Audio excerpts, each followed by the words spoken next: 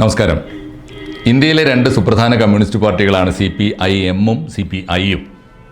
രണ്ടും ഒരു പാർട്ടി ആയിരുന്നു 1964 ഏപ്രിൽ 15 വരെ. ഏപ്രിൽ 15 എന്ന് പറഞ്ഞാൽ അടുത്ത ആഴ്ച. ഏതാണ്ട് ഇന്ത്യൻ കമ്മ്യൂണിസ്റ്റ് പാർട്ടിക്ക് 61 വയസ്സായി എന്ന് പറയാം. ആ സമയത്ത് പ്രധാനപ്പെട്ട ഒരു ചർച്ച രാജ്യത്ത് നടന്നുകൊണ്ടിരിക്കുകയാണ്. പ്രത്യേകിച്ചും CPIMൻ്റെ 24ാം പാർട്ടി കോൺഗ്രസ് മധുരയിൽ സമാപിച്ചപ്പോൾ രാജ്യത്താകെ ഒരു വലിയ ചർച്ച നടക്കുകയാണ്. CPIയും CPMും തമ്മിൽ ആശയപരമായി എന്തുമാത്രം അടുത്തിരിക്കുന്നുവോ അതോ അകന്നുപോയിരിക്കുന്നുവോ എന്നതാണ് ചോദ്യം. 64 ഏപ്രിൽ മാസം 15-ാം തീയതി CPIയുടെ അവിഭക്ത പാർട്ടിയുടെ ദേശീയ കൗൺസിലിൽ നിന്ന് 30 പേര് ഇറങ്ങിപ്പോരുകയാണ് ഉണ്ടായത്. 30 പേര് അന്നത്തെ പാർട്ടിയുടെ ഔദ്യോഗിക നേതൃത്വത്തിൻ്റെ നയപരിപാടികൾ പ്രതിഷേധിച്ചുകൊണ്ട് ഇറങ്ങിപ്പോന്നു. 30 പേര് ഇറങ്ങിപ്പോന്നു. ആ 30 പേരിൽ ഒരാൾ പിന്നീട് തിരിച്ച് ഔദ്യോഗിക പാർട്ടിയിലേക്ക് തന്നെ പോയി. അദ്ദേഹത്തിൻ്റെ പേര് ഭൂപേഷ് ഗുപ്ത എന്നായിരുന്നു. അപ്പോൾ 30 പേരെ പുറത്തിറങ്ങിപ്പോന്നവരെ ബഹിഷ്കരിച്ച് പാർട്ടിയിൽ നിന്ന് പ്രതിഷേധിച്ചിറങ്ങിപ്പോന്നവരെ പാർട്ടി പുറത്താക്കി. പക്ഷേ പുറത്തിറങ്ങിപ്പോയ 30 പേരെ പുറത്താക്കിയപ്പോൾ രണ്ട് പക്ഷത്തും നിൽക്കാതെ, ഔദ്യോഗിക പക്ഷത്തും വിമതപക്ഷത്തും നിൽക്കാതെ നിഷ്പക്ഷത പാലിച്ച രണ്ട് മഹാരഥന്മാരായ നേതാക്കന്മാരുണ്ടായിരുന്നു. നിഷ്പക്ഷത പക്ഷം പിടിക്കുന്നതിനേക്കാൾ വലിയ കുറ്റമാണ് എന്ന് അന്നും ഇന്നും പറഞ്ഞുകൊണ്ടിരിക്കുന്നവരാണ് കമ്മ്യൂണിസ്റ്റ് പാർട്ടി. അതുകൊണ്ട് CPI പുറത്താക്കിയപ്പോൾ 30 പേരെ മാത്രമല്ല, നിഷ്പക്ഷത പാലിച്ച 2 പേരെയും കൂട്ടി പുറത്താക്കി. ആ 2 പേർ ചില്ലറക്കാരായിരുന്നില്ല. അത് തീർച്ചയായിട്ടും ഒന്ന് EMS നമ്പൂതിരിപ്പാടായിരുന്നു, മറ്റൊന്ന് ജ്യോതി ബസുവോ ആയിരുന്നു. ഈ 2 പേരുമാണ് പിൽക്കാലത്ത് ഇന്ത്യയിലെ കമ്മ്യൂണിസ്റ്റുകാരുടെ ചോദ്യം ചെയ്യപ്പെടാത്ത അജയ്യരായ നേതാക്കളായി മാറിയ ഏറ്റവും വലിയ 2 പേർ. അന്ന് നിഷ്പക്ഷരായിരുന്നു, പാർട്ടി പിളർപ്പിൽ 2 പക്ഷത്തും നിന്നില്ല. പക്ഷേ നിഷ്പക്ഷത ഒരു കുറ്റമായി കണ്ടുകൊണ്ട് അവരെയും പുറത്താക്കി. അങ്ങനെ ആ 32 പേര് ചേർന്നാണ് CPIM ഉണ്ടാക്കുന്നത്. ആ CPIM എന്ന പാർട്ടിയാണ് യഥാർത്ഥത്തിൽ ആ CPIM എന്ന പാർട്ടി ഉണ്ടാകുന്നത് 1964 ഏപ്രിൽ മാസം 15-നാണ്. പക്ഷേ എന്നാണ് ഇന്ത്യയിൽ ആദ്യമായി കമ്മ്യൂണിസ്റ്റ് പാർട്ടി ഉണ്ടായത് എന്ന കാര്യത്തിൽ ഈ 2 പാർട്ടികളും തമ്മിൽ തർക്കമുണ്ട്. CPIയും CPMും തമ്മിൽ അടിസ്ഥാനപരമായ വിഷയങ്ങൾ തർക്കമുള്ള ഒന്ന് പാർട്ടിയുടെ പിറന്നാളാണ്. എന്നാണ് പാർട്ടി പിറന്നാൾ? 1917 റഷ്യയിലെ താഷ്കെൻഡിൽ വെച്ച് ഇന്ത്യയിലെ ഒരു സംഘം കമ്മ്യൂണിസ്റ്റുകാർ പോയി അവിടെ വെച്ചുണ്ടാക്കിയ ഒരു പാർട്ടിയാണ് ആദ്യത്തെ പാർട്ടി. MN റോയ് സെക്രട്ടറി ആയിരുന്ന പാർട്ടി. അതുകൊണ്ട് താഷ്കെൻഡിൽ ഉണ്ടാക്കിയ പാർട്ടിയാണ് ആദ്യത്തെ കമ്മ്യൂണിസ്റ്റ് പാർട്ടി. 1917 ഇന്ത്യയിലെ കമ്മ്യൂണിസ്റ്റ് പാർട്ടി ഉണ്ടായത് എന്ന് CPIM വിശ്വസിക്കുന്നു. എന്നാൽ CPI അന്നും ഇന്നും വിശ്വസിക്കുന്നത് അന്നത്തെ 1917 പാർട്ടിയെ ഞങ്ങൾ അംഗീകരിക്കില്ല. എപ്പോഴാണോ ഇന്ത്യൻ മണ്ണിൽ വെച്ച് ഒരു കമ്മ്യൂണിസ്റ്റ് പാർട്ടി രൂപം കൊണ്ടത് അതുമാത്രമേ ഞങ്ങൾ ജന്മദിനമായി അംഗീകരിക്കുകയുള്ളൂ. അങ്ങനെയാണ് 1925 ഡിസംബർ മാസം 26-ാം തീയതി നമ്മുടെ കാൺപൂരിൽ ചേർന്ന ആദ്യത്തെ പാർട്ടിയുടെ സമ്മേളനം. അന്നാണ് പാർട്ടി ഉണ്ടായത് എന്ന് CPI വിശ്വസിക്കുന്നു. സ്വന്തം പാർട്ടിയുടെ സ്വന്തം ആശയത്തിൻ്റെ ഒരു പ്രസ്ഥാനത്തിൻ്റെ പിറവിയെക്കുറിച്ചുള്ള തീയതിയിൽ പോലും തർക്കമുണ്ട്. തീർച്ചയായിട്ടും അത്തരം തർക്കങ്ങൾ ധാരാളമുണ്ട്. എന്തിനാണ് 64 കമ്മ്യൂണിസ്റ്റ് പാർട്ടി പിളർന്നത് എന്ന് ചോദിച്ചാൽ അതിൻ്റെ അടിസ്ഥാന പ്രശ്നങ്ങളൊന്നും ഇന്ന് നിലനിൽക്കുന്നില്ല. 64 പിളർന്ന സാഹചര്യങ്ങളെ മുൻനിർത്തിയിട്ട് CPMും CPIയും 2 കക്ഷിയായി പോകുന്നതിൽ ഒരു അർത്ഥമില്ല. കാരണം ഒരു പ്രധാനപ്പെട്ട തർക്കം അന്ന് ലോകത്തിലെ സോഷ്യലിസ്റ്റ് ചേരി 2 പക്ഷത്താണ്. ഒന്ന് സോവിയറ്റ് യൂണിയൻ്റെ ചേരിയിലും മറ്റൊന്ന് ചൈനയുടെ ചേരിയിലും. CPI വിശ്വസിച്ചത് സോവിയറ്റ് യൂണിയനാണ് ലോക സോഷ്യലിസത്തിൻ്റെ നേതാവ് എന്നാണ്.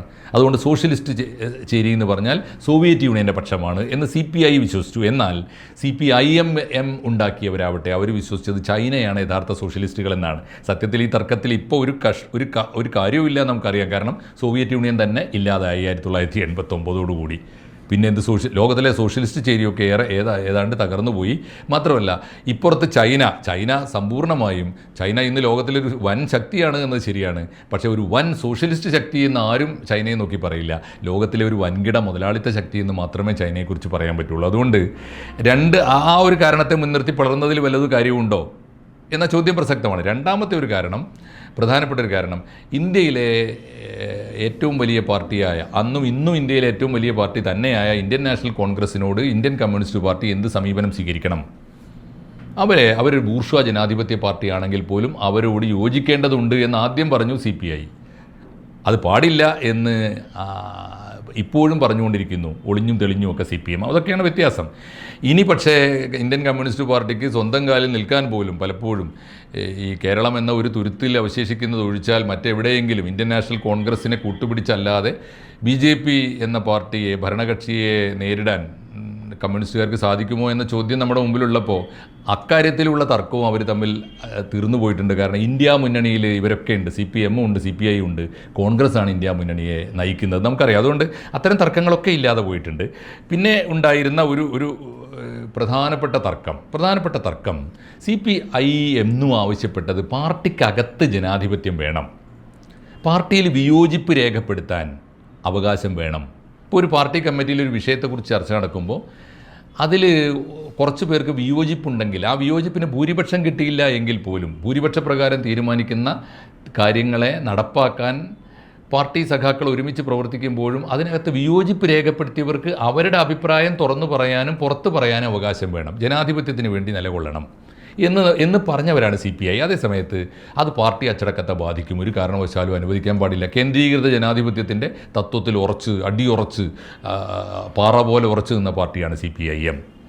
എന്നാൽ ഇന്ന് ഇടക്കുള്ള വലിയ ചരിത്രത്തിൻ്റെ വിശദാംശങ്ങളൊക്കെ വിട്ട് ഈ 2025 നടന്ന CPIMൻ്റെ പാർട്ടി കോൺഗ്രസ്സും അതേ കാലത്ത് പാർട്ടി കോൺഗ്രസ് നടക്കാൻ പോകുന്നതും അതേ കാലത്ത് CPIയിൽ നടക്കുന്ന സമ്മേളന പ്രവർത്തനങ്ങളും, CPIMൻ്റെ പാർട്ടി കോൺഗ്രസ് കഴിഞ്ഞു, MA ബേബി പുതിയ ജനറൽ സെക്രട്ടറി ആയിട്ട് വന്നതുവരെയുള്ള കാര്യങ്ങൾ നമ്മുടെ വാർത്തകളിൽ നിറഞ്ഞു നിൽക്കുന്നുണ്ട്. അതേസമയത്ത് CPIയുടെ തെരഞ്ഞെടുപ്പ് പ്രക്രിയകൾ സമ്മേളനങ്ങൾ നടന്നുകൊണ്ടിരിക്കുന്നതേ ഉള്ളൂ. ഇപ്പോൾ ലോക്കൽ സമ്മേളനങ്ങൾ നടക്കുന്നു, ഓഗസ്റ്റ് മാസത്തിൽ ജില്ലാ സമ്മേളനങ്ങൾ നടക്കും, സെപ്റ്റംബറിൽ അവരുടെ സംസ്ഥാന സമ്മേളനം നടക്കും, അത് കഴിഞ്ഞ് അവർ പാർട്ടി കോൺഗ്രസ്സിലേക്ക് പോകും. ഈ സമയത്ത് രണ്ട് പാർട്ടികളുടെയും നയത്തിൽ വന്ന സുപ്രധാനമായൊരു വ്യത്യാസം ചൂണ്ടിക്കാണിക്കാനാണ് ഞാൻ ഈ സമയം വളരെ അനിവാര്യമാണെന്ന് കരുതുന്നത്. അതിലെന്താണ്?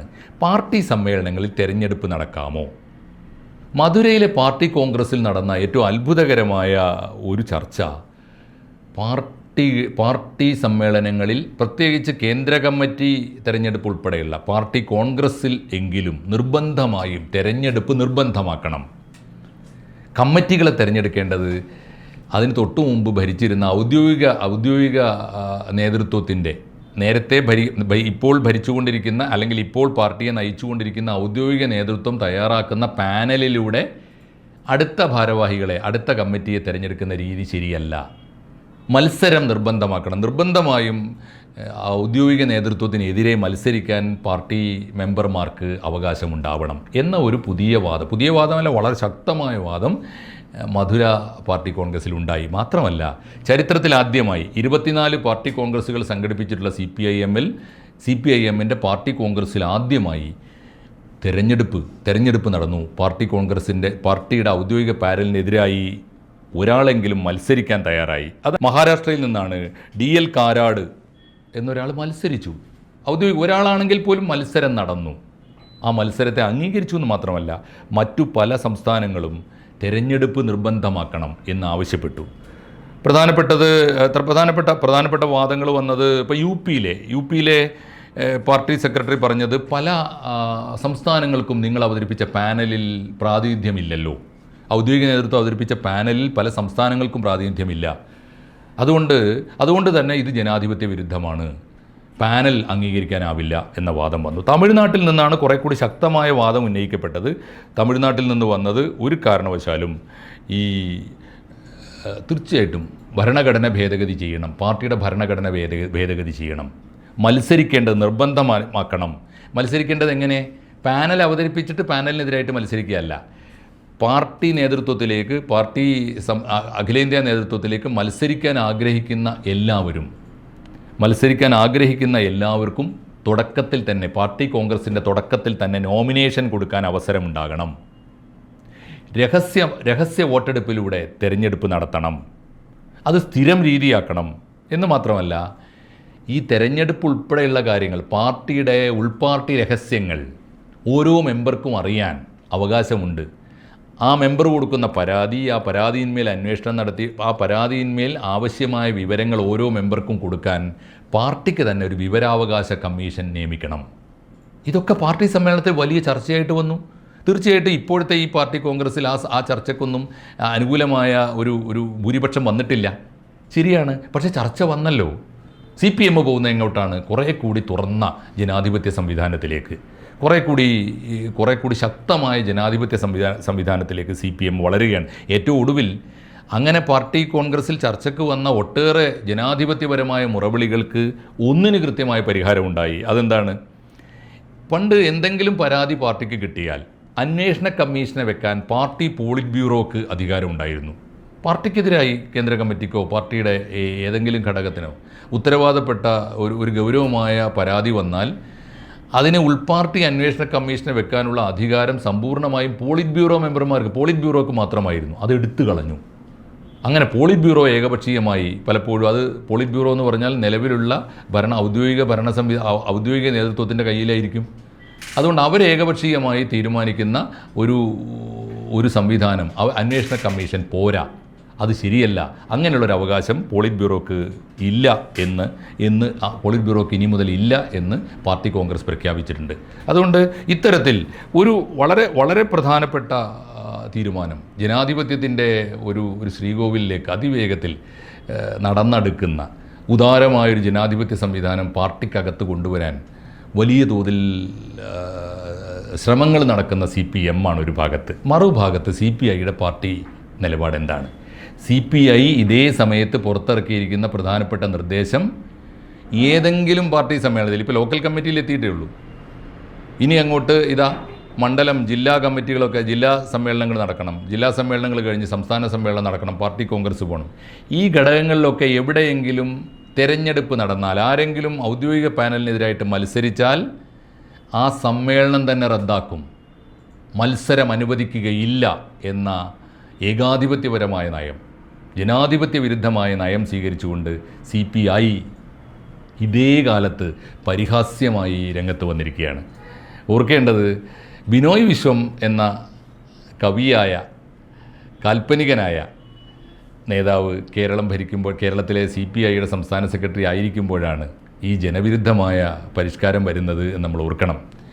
ജനാധിപത്യത്തിന് വേണ്ടി മുറവിളി കൂട്ടിയ KV സുരേന്ദ്രനാഥിനെ പോലുള്ള വലിയ മനുഷ്യന്മാർ, പാർട്ടിക്കകത്ത ജനാധിപത്യത്തിന് വേണ്ടി വാദിച്ച കറകളഞ്ഞ കമ്മ്യൂണിസ്റ്റുകാർക്ക് വലിയ വലിയ മാതൃകാ ലീഡർഷിപ്പുണ്ട് CPIക്ക്. തീർച്ചയായിട്ടും CPI പിളർന്നപ്പോഴും ഉത്തമന്മാരായ നേതാക്കന്മാരൊക്കെ അന്ന് CPI പക്ഷത്തായിരുന്നു. ഇപ്പുറത്ത് വളരെ കുറച്ച് പേര്, എണ്ണത്തിൽ കുറവായിരുന്നു, ഭൂരിപക്ഷം പേരും അപ്പുറത്തായിരുന്നു. പക്ഷേ ജനപിന്തുണ പിന്നീട് ആർജിച്ചത് CPIM ആണ് എന്നതാണ് ശരി. പക്ഷേ ആ വലിയ നേതാക്കന്മാരുടെ വലിയ ആവശ്യങ്ങളൊക്കെ തള്ളിക്കളഞ്ഞുകൊണ്ട് ചെറിയ പാർട്ടിയുടെ ചെറിയ നേതാക്കന്മാർ ഇന്ന് തീരുമാനിക്കുന്നത് ജനാധിപത്യമേ വേണ്ട, പാനലിനെതിരായി മത്സരിക്കാൻ ഒരാൾ തയ്യാറായാൽ അയാൾ പാർട്ടി വിരുദ്ധനാണെന്ന് മാത്രമല്ല, ആ പാർട്ടി സമ്മേളനം തന്നെ റദ്ദാക്കും എന്നാണ്. സമ്മേളനം സസ്പെൻഡ് ചെയ്യുന്നതാണ് തീരുമാനം. എങ്ങോട്ടാണ് CPI പോകുന്നത്? CPIക്ക് പണ്ട് വലത് കമ്മ്യൂണിസ്റ്റ് പാർട്ടി എന്നൊരു കളിപ്പേരുണ്ടായിരുന്നു, അല്ലെങ്കിൽ ഒരു പരിഹാസ പേരുണ്ടായിരുന്നു. ഇപ്പോൾ വന്ന് വലത്തോട്ടാണോ CPI പോകുന്നത് എന്ന ചോദ്യത്തിന് ഒരു വാക്കുകൂടി ചേർത്ത് പറയേണ്ടി വരും. പുറകോട്ടാണ് ആശയപരമായി CPI പോകുന്നത്. വെറുതെ അല്ല. CPIന്റെ ഒരു B ടീമാണ് എന്നെങ്കിലും പണ്ട് പറയാമായിരുന്നു. ഇപ്പോൾ CPMന്റെ B ടീം പോലും ആകാനുള്ള കമ്മ്യൂണിസ്റ്റ് മൂല്യങ്ങൾ എന്തുകൊണ്ടോ CPIക്ക് സൂക്ഷിക്കാനാവുന്നില്ല എന്ന സങ്കടത്തിലേക്കാണ് പുറകോട്ട് പോകുന്ന CPIയെ സഹതാപപൂർവ്വം ഇന്ത്യ കാണുന്ന ഒരു കാലം നമ്മുടെ മുമ്പിലുണ്ട് എന്ന് ചൂണ്ടിക്കാണിക്കുന്നു. നന്ദി, നമസ്കാരം.